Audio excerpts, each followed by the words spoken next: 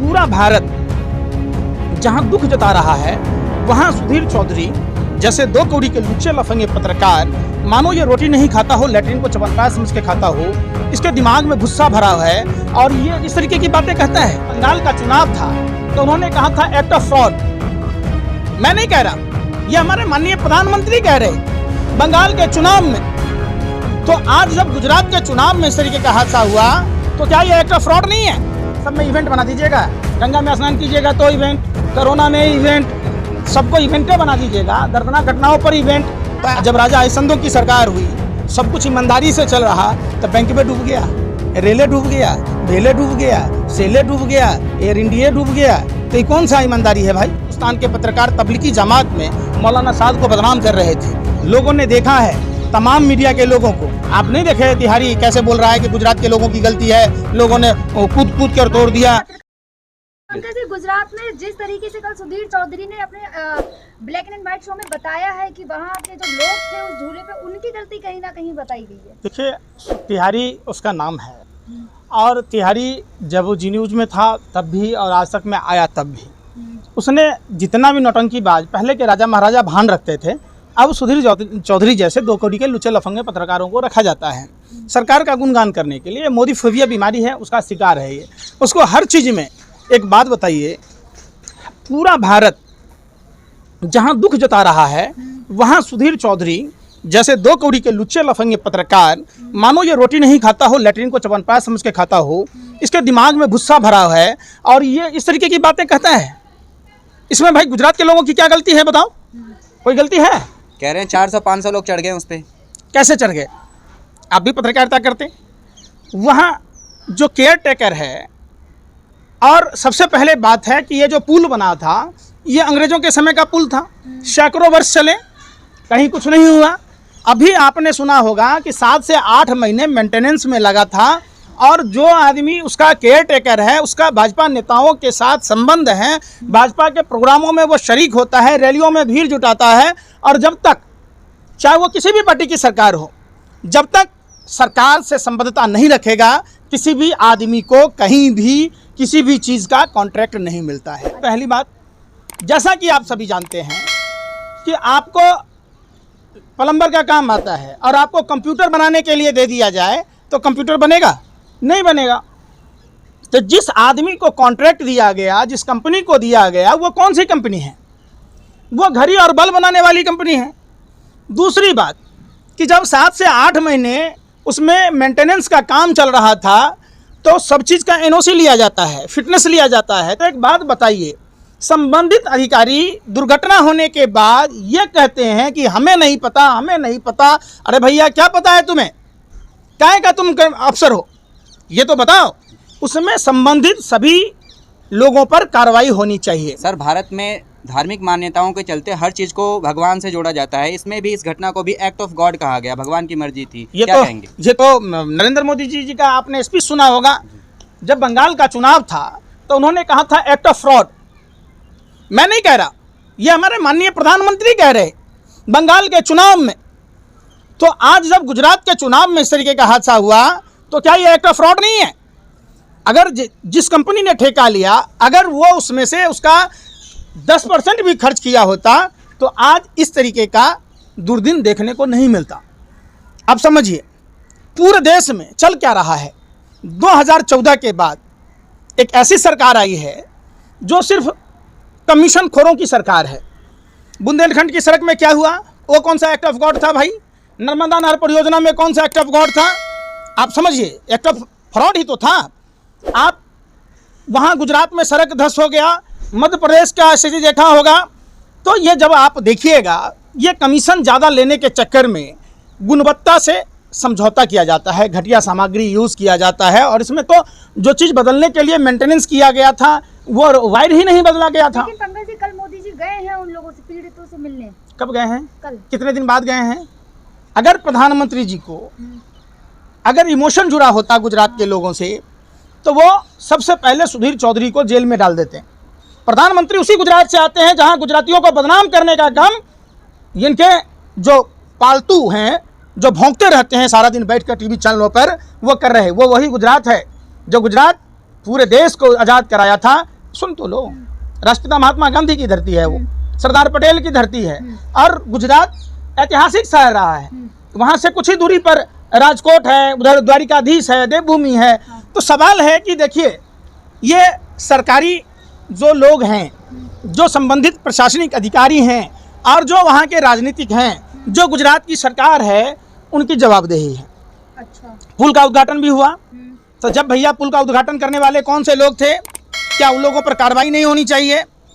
अब अरे भाई, कौन गया था उद्घाटन में? 9 लोगों को अरे किस पर हुआ? जो उद्घाटन किया उस पर हुआ? जिनने टिकट काटे और जो वहाँ के सर, छोटे टिकट काटने, सुन रहे, टिकट काटने वालों की गलती है, सिक्योरिटी गार्ड की गलती है, कॉन्ट्रैक्टर, उसे अरेस्ट किया गया ना जिसने टिकट दिए। क्यों उस पर, क्यों? कितने लोगों को? कॉन्ट्रैक्टर पे करो ना भाई, आप एनओसी कौन देता है? उस अधिकारियों पर करो ना, वहाँ के लिया ही नहीं था ना। अरे भाई सुन रहे, नहीं लिया, चल गया इतना बड़ा पुल है, पत्रकारिता करते शर्म नहीं आती आप लोगों को? अरे नहीं लिया, पल्ला जा रहा है ना वो। आप वहाँ पुलिस प्रशासन क्या कर रहा था? इसका मतलब स्थानीय गुजरात सरकार की भी गलती है कि बगैर उसके चल रहा था। आप टिकट का ब्यौरा निकालिए, कैसे काट रहा था वो? इनके हाथ में लॉ एंड ऑर्डर नहीं है। अब एक बात बताइए, प्रशासनिक जिम्मा किसकी है? गुजरात सरकार की है, वहाँ के प्रशासन की है, वहाँ के डीएम की है, एसपी की है, वहाँ के जो नगर के जो पालिका के लोग हैं उनकी है। तो आप कह रहे हैं कि नहीं किया। ऐसे आंख में, जैसे ड्रग का खेप पकड़ा जब बार बार हुआ, आपको कहिएगा कि सही सब चल रहा है, वो हमको पता कि नहीं ड्रग लाया, ऐसा थोड़ा ना होता है। मोदी जी घटना स्थल पर पहुंचे अस्पताल में, उसके बाद रंग रोगन की कार्रवाई हुई, क्या कहेंगे? वो पूरा देश स्तब्ध है कि जिस तरीके से प्रधानमंत्री की कलई खुलती जा रही है बार बार, जहाँ जहाँ जगह पर पर्दे डाले गए, सड़क की मरम्मत की गई युद्ध स्तर पर। काश मोरबी के लोगों को ये सौभाग्य प्राप्त होता, प्रधानमंत्री जी इस हादसे से पहले जाते और पूरा शहर चकमका उठता। तो एक बात है, इस दुखद घड़ी में इस पर राजनीति का समय नहीं है, लेकिन एक बात हम आपको बताते हैं, मानवीय संवेदनाओं को प्रधानमंत्री जी ध्यान में रखिए, और आपको सारे सरकारी कार्यक्रम छोड़कर, या जो भी आपके पर्सनल कार्यक्रम थे, सबको छोड़कर मोरबी जाना चाहिए था। जैसे ही 5 बजे, आप तो प्रधानमंत्री जी 85,000 करोड़ का प्लेन भी ले रखे हैं, वो प्लेन क्या अचार बनने गया था? उसी प्लेन से 5 बजे की घटना हुई, प्रधानमंत्री जी के पास में मैसेज आ गया होगा 5:30 बजे, 6 बजे, प्रधानमंत्री जी 8 बजे उपस्थित होते तो शायद इतनी। प्रधानमंत्री तो गुजरात में थे। अरे भाई सुन नहीं रहे, कार्यक्रम बाद में भी होगा। अरे कार्यक्रम भी लगाई थी हो गया, कहाँ हुआ? आप माने सब में इवेंट बना दीजिएगा, गंगा में स्नान कीजिएगा तो इवेंट, कोरोना में इवेंट, सबको इवेंटें बना दीजिएगा, दर्दनाक घटनाओं पर इवेंट। मनहूस और पनौती प्रधानमंत्री, जहाँ जहाँ इनके कदम पड़ते सब कुछ सत्यानाश हो जाता। उन्होंने तो कहा था दिल्ली चुनाव में कि मैं किस्मत वाला हूँ, जो पेट्रोल डीजल का दाम कम हो गया था, आप बोले पनौती है। अच्छा, उन्होंने नहीं कहा था? ये किस्मत है कि आटा पर जीएसटी लग गया, दही पर जीएसटी लग गया, स्याही पर जीएसटी लग गया, मृत्यु के बाद अंतिम संस्कार पर जीएसटी लग गया, इसको किस्मत कहिएगा? अरे क्या यार, अब पहले का पैसा क्या विदेश जाता था? अरे कहाँ क्या खाते हो आप? अरे भैया क्या खाते हो? अन्न खाते हो? 2014 से पहले की सरकार में जो टैक्स आते थे वो कहाँ जाता था? वो बोल तो रहे काला धन बनता था, वो स्विस बैंक में जमा हो जाता। अच्छा, अब कौन सा धन बनता है? विकास हो रहा है, हवा मिठाई बेच रहे। अरे भैया सुन तो लो, जब काला धन बनता था, जब लूट होती थी, घोटाला होते थे, तो बैंक नहीं डूबा। और जब राजा हरिश्चंद्रों की सरकार हुई, सब कुछ ईमानदारी से चल रहा, तो बैंक में डूब गया, रेले डूब गया, भेले डूब गया, सेले डूब गया, एयर इंडिया डूब गया। तो ये कौन सा ईमानदारी है भाई? बढ़ गया। मोदी जी ने क्या कहा था 2014 से पहले महंगाई पर? प्रधानमंत्री ने क्या कहा था? 2022 में हर सर पर छत होगा, हर छत के नीचे नल होगा, जल होगा, बल्ब होगा। तो आज हुआ लक्ष्मी, अरे सुन रहे यार, है बंगाल चुनाव में प्रधानमंत्री ने लक्ष्मी देवी के साथ फ्रॉड किया था। वो उस समुदाय की विधवा बहू हैं, केवट समुदाय की, जो प्रभु श्री राम को नदी पार कराया था। उसको आज तक घर मिला? कभी सवाल पूछा आपने? किसानों की आय दोगुनी हो गई। अरे भाई सुन रहे, 2047 तक हो जाएगा सारा। 2022, अच्छा अब वो गलती से हो गया क्या? 22 के बाद माने 47 के बाद आएगा 22 कि 47 से पहले 22 है? अरे पूछ रहे यार, आप भी 46, अच्छा माने आप भी इंटर के बाद मैट्रिक करके आए हैं क्या? वाह वाह, कमाल करते हैं। क्या बात करें, उन्होंने एंटायर पॉलिटिकल साइंस में किया है अपना सब्जेक्ट है इंडिया में। अरे इंडिया में है कहीं कोर्स होता है? प्रधानमंत्री हैं। अरे सुन तो लो यार, इंटायर पॉलिटिकल साइंस नाम का कोई कोर्स है इंडिया में? नहीं, पूरे वर्ल्ड में है तो बता दो, तो हम आज से संन्यास ले लेंगे। बता दो। पहले होता होगा है? कब? मोदी जी के टाइम पे 70 साल पहले। मोदी जी का टाइम कब है? अरे जब वो चाय बेचते थे गुजरात मोदी में। जी का तो जन्म तिथियों को लेकर गलतफहमी है, 47 में कि 50 में, ऐसा बता दीजिए। और मोदी जी जिस समय गुल्ली डंडा खेलते थे, कंचा खेलते रहे होंगे, उस समय देश में सब कुछ बन चुका था। बताइए ना क्या मोदी जी, कहना चाह रहे हो आप? मतलब मोदी जी झूठ बोलते हैं क्या? तो ड्रोन से आलू ढोल लोगे खेत से? गरीब है, एक मिनट, है बदले से रडार को छुपा दीजिएगा। और नाला से गैस बन रहा था, इस कितना बड़ा सच है? कल्पना की है अरे भाई। भाई कल्पना, नाला से गैस बनता है, उससे वो चाय बेचे हैं। कौन से युग में जी के आए आप? अरे कौन से युग में जी के आए जहाँ खेत में ड्रोन उठाएगा आलू अब मंडी में पहुंचा देगा? यहाँ पैदल आदमी नहीं चल पा रहा है मोदी युग में। देखे नहीं कोरोना में लोग घर तक नहीं जा पाया।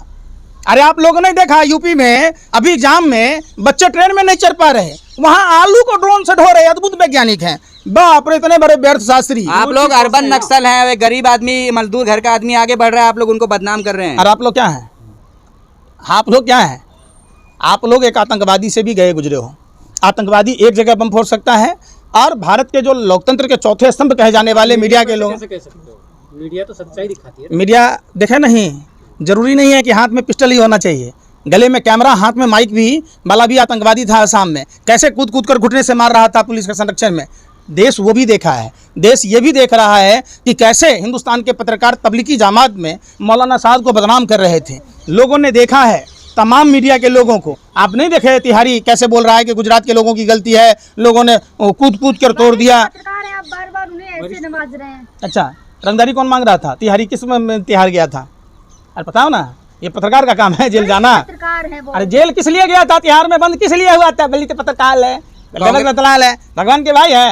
वरिष्ठ ये पत्रकार हैं और आप ऐसे कोई बात पत्रकार कर नहीं, रहे 2 कौड़ी की औकात है इनकी।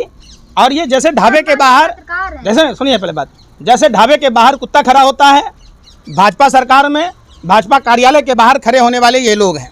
जैसे ही सरकार की कोई गलती होती है, सम्मानित हो आपके नज़र में, हमारे नज़र में गए गुजरे हैं, और इनको गुजरात के लोगों से माफ़ी मांगना चाहिए खास करके। दूसरी बात, हम अमित शाह जी से भी मांग करते हैं कि गुजरात को जिस तरीके से बदनाम किया जाता है, निश्चित तौर पर सुधीर चौधरी को NSA UPA लगाया जाना चाहिए। चूँकि गुजरात वो धरती है, बापू और पटेल की धरती है। हम गुजरात के लोगों को शर्मिंदा नहीं होने देंगे।